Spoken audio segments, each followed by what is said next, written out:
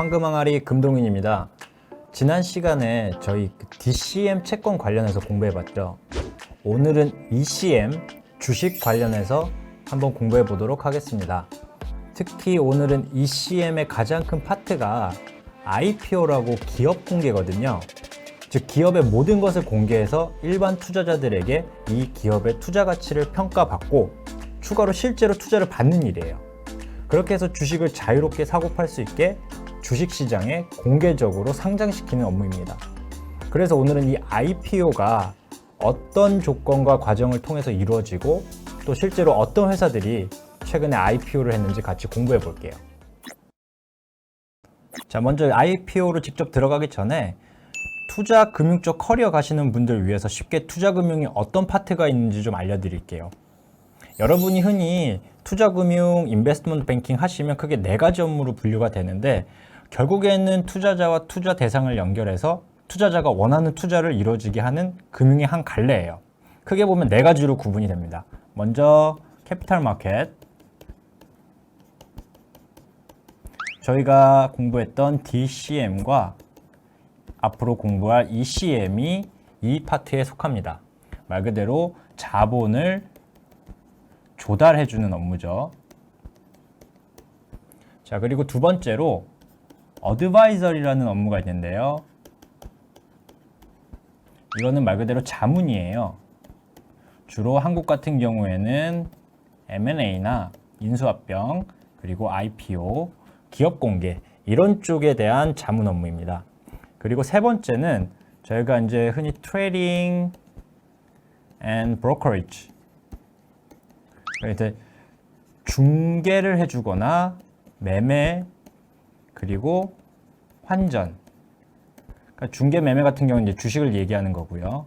이런 것들을 이제 주문을 받아서 거래를 해주는 이런 업무가 있고요. 마지막으로 Asset Management, 말 그대로 자산 운용입니다. 투자자에게 자본을 받아서 그 자본을 투자를 해서 수익을 발생시키는 이런 업무라고 보시면 되고요. 오늘은 이 캐피탈 마켓에서 저희가 그 ECM, 주식을 통한 자본 조달 어떻게 하는지 한번 공부해 보도록 하겠습니다. 여러분이 ECM과 DCM의 차이를 이제 가장 먼저 볼 때 이제 회계상의 차이점을 보는데요. 이제 회계학, 개론 이런 거 가시면은 제일 먼저 알려주는 내용이 있어요. 자산은, 에셋은 부채와 자본의 총합이다. 이렇게 돼 있거든요. 제가 왜 이 말씀을 드리냐면 DCM, 즉 채권 같은 경우는요. 이제 채권을 발행하게 되면 자산에 있는 현금이 늘어나고 그거에 대한 부채가 늘어나고 자본은 유지가 됩니다. 근데 거꾸로 ECM, 즉 주식을 발행을 하면요. 똑같이 현금은 늘어나요. 그런데 부채는 그대로 있고 자본이 늘어나게 됩니다. 이런 것도 이제 회사가 조달을 할 때 어떤 방식으로 하는 게 좋을지 이 회계상의 비율 때문인 것도 있어요. 특히 채권, 차입, 은행 차입을 말씀드리는 거예요. 통한 자금 조달은 부채 비율을 높이기 때문에 경영위원회에서 조심스럽게 다루는 사항이에요. 그리고 또 상장기업 같은 경우는 투자자 모집을 통해서 유상증자, 즉 주식을 더 발행해서 이제 투자를 받게 되면 기존 주주들의 주식 가치가 희석, 즉 떨어진다는 얘기죠. 그런 경우가 많기 때문에 주주들이 싫어하고요. 결국 돈을 추가로 조달하는 건 그 목적과 상황에 따라 회사 주가나 비율에 좋거나 안 좋을 수 있기 때문에 어떤 방식으로 조달하는지가 굉장히 중요한 요소가 됩니다. 자, 그래서 특히 ECM에서 여러분이 가장 중요하게 보실 부분이 바로 상장이 안 되어 있는 회사가 처음으로 기업 공개를 할 때예요. 영어로는 이제 Initial Public Offering이라 그래서 이제 IPO라고 하고요. 이 IPO가 뭐냐면 지금은 이 회사가 주식이 몇몇 초기 투자자나 설립자들한테 있는데 주식을 추가로 발행을 해서 공개 투자자한테 투자를 받는 겁니다. 최근에 이제 크래프톤이라든지 배틀그라운드 만든 회사도 이제 기업 공개를 했고요. 그 전에 쿠팡도 대한민국이 아니라 뉴욕 증권거래소에 기업 공개를 했어요. 일단 여러분들이 ECM 파트를 가시면 이제 IPO 기업 공개 업무가 주요 업무 중 하나가 될 텐데, 그럼 우리나라 주식이 어디서 사고 팔 수 있는지 이거를 좀 알아야겠죠. 이제 우리나라 주식 시장은 크게 코스피라는 거래소라고 이제 보통 불러요. 그리고 코스닥이라는 주식시장으로 이렇게 분류가 되어 있는데요. 간단히 차이를 설명을 해드리면 코스피 같은 경우는 회사의 규모와 그리고 경영의 안정성을 주로 봅니다. 즉 규모가 크고 안정적인 회사를 얘기하는 거죠. 자, 그러면 우리가 흔히 아시는 이제 삼성전자나 SK 하이닉스나 LG전자나 뭐 현대라든지 뭐 이런 유수의 대기업들이 이제 코스피에 상장이 돼 있고요. 코스닥 같은 경우에는 이 성장성에 무게를 둔 회사들이 상장이 돼 있어요. 자, 그래서 IT 회사나 벤처 회사, 그리고 이제 의약품 이제 만드는 바이오 회사라든지, 그리고 이제 제약 회사라든지 이런 회사들이 주로 상장이 돼 있고요.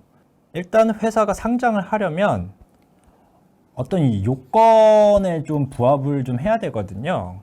근데 크게 보면 이제 세 가지가 있어요. 이제 첫 번째는 이 회사의 규모, 그리고 두 번째는 주식의 분산.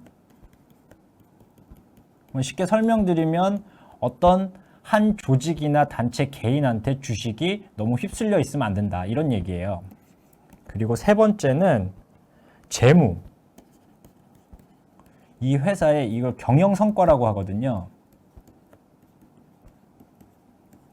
크게 보면 이렇게 이 세 가지 요건을 충족을 시켜야 상장이 가능합니다. 자, 그래서 첫 번째 상장 요건으로 이제 규모에 대해서 좀 설명을 드려볼게요. 먼저 이 코스피 같은 경우는요, 매출 1,000억, 직전 연도예요.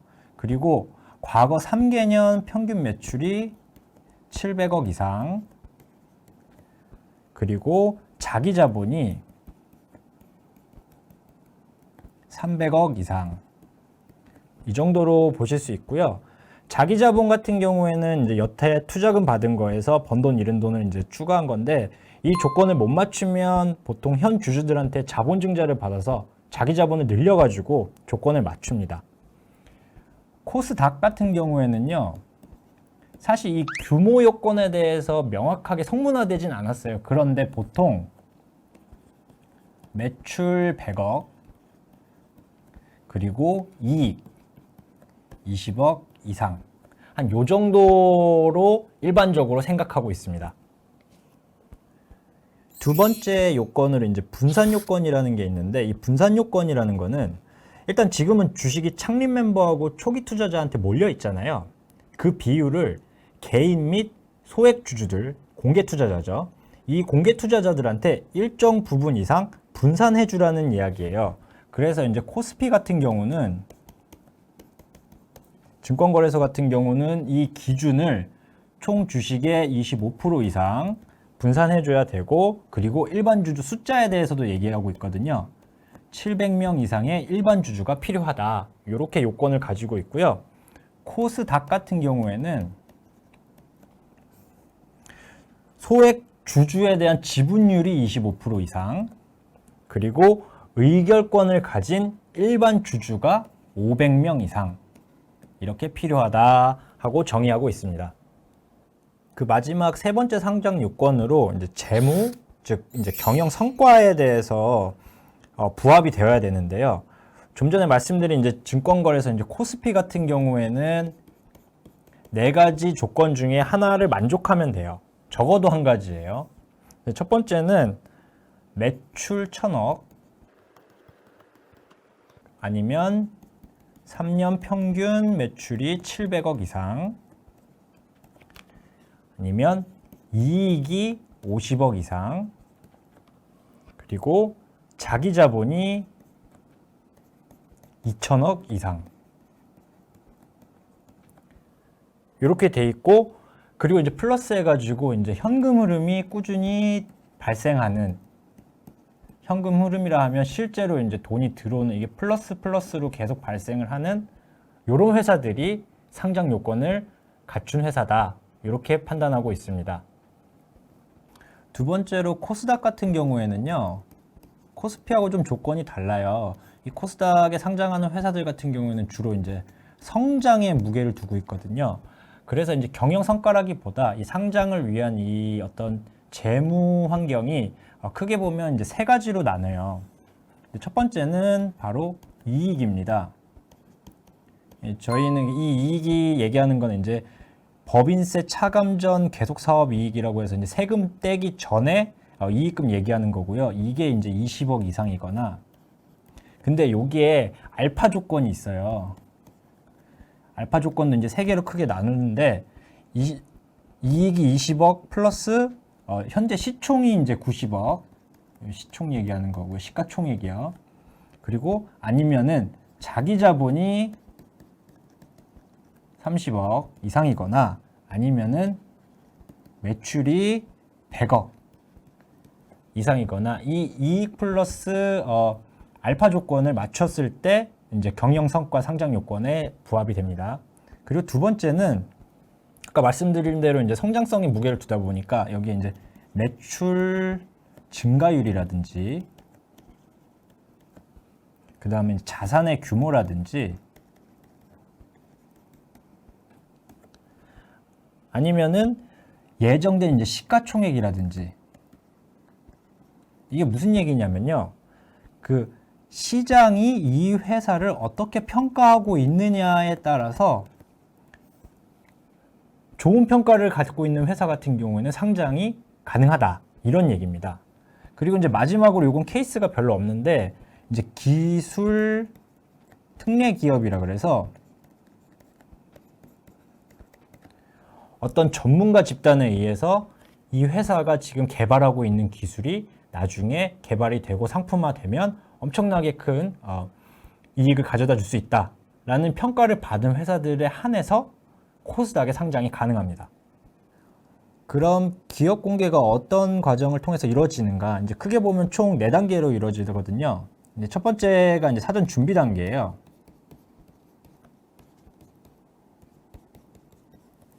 여기서는 뭘 하냐면 먼저 현 주주들이 기업 공개를 이제 결의를 합니다.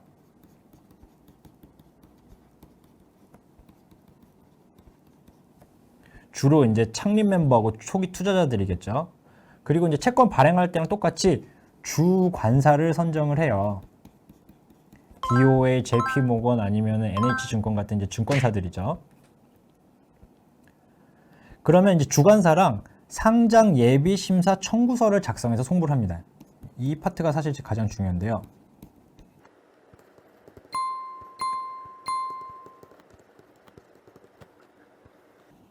여기 핵심은 뭐냐면 바로 이제 공모가를 정하는 건데, 자, 이걸 위해서 이제 실사라는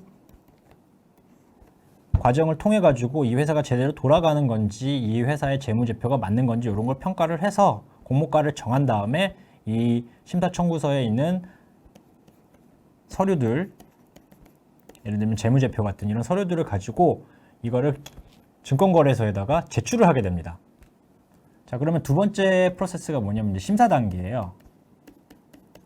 심사 단계에서 여러분들이 할 거는 별로 없고, 이제 크게 문제가 되는 경우가 두 가지가 있어요. 이제 공모가가 너무 높거나 낮으면 증권거래소에서 거꾸로 수정을 요청하는 경우가 있어요. 그리고 서류에 뭐가 문제가 있으면 보완을 요청하는 경우가 있습니다. 그래서 이제 심사위원회까지 통과를 해서 공모가 완료가 됐다. 그렇게 되면 실제로 공모를 하게 됩니다. 여러분들 이제 증권사 가가지고 청약하는, 청약이라고 그러죠. 이런 프로세스를 받아서 공개 투자자가 얼마나 돼 있는지, 얼마나 모집이 되는지 이런 공모 과정을 갖게 되고요. 그 다음에 마지막으로 이제 상장일이 되면 이제 기업이 공개가 되는 겁니다. 그러면 코스닥이든 코스피든 어떤 시장에 상장이 되든지 간에 그 안에서 이제는 이 회사에 대한 주식을 자유롭게 사고 팔 수 있는 거예요. 여러분들 이제 공모주 따상이라는 이야기 많이 들어보셨죠?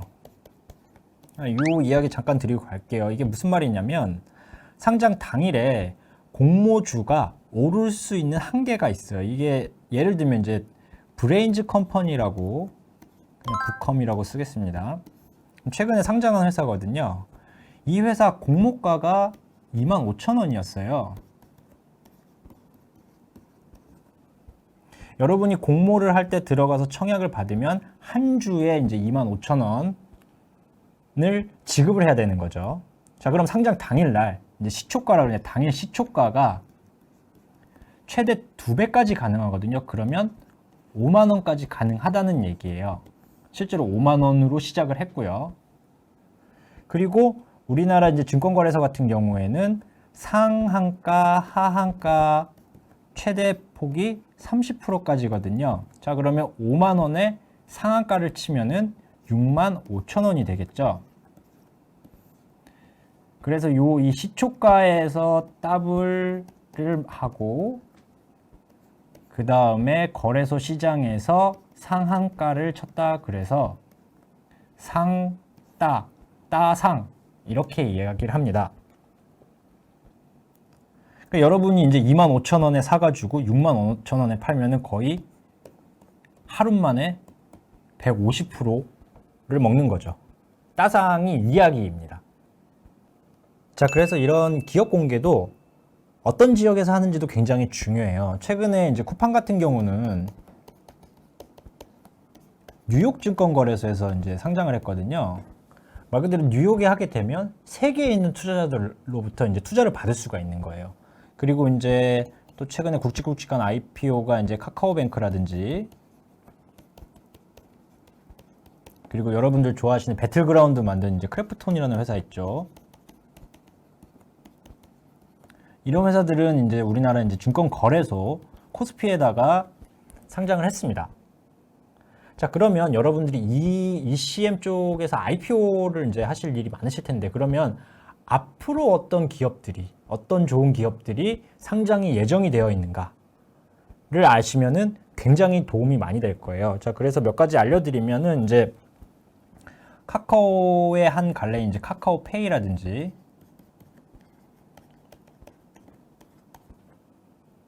그리고 이제 숙박 IT 회사죠. 이제 야놀자. 그리고 이제 LG화학에서 이제 분사한 LG 에너지 솔루션. 그리고 이제 교보생명이라든지, 호텔 롯데라든지, 이런 회사들이 이제 2021년 하반기나 2022년 이제 상반기에 공모 예정인 회사들이 꽤 많아요. 이런 회사들 잘 보시면 좋을 것 같아요. 특히 이제 야놀자 같은 경우는 뉴욕 상장을 준비하고 있다는 소식이 들리고 있고요. 뭐 이런 내용들요. 이렇게 이제 인터넷에 찾아보시면 꽤 많이 나와 있거든요. 이런 내용들 잘 참고하셔서 여러분이 이제 취업 지원하실 때 좀 인터뷰라든지 자소서 작성하실 때 도움이 되셨으면 좋겠습니다. 감사합니다.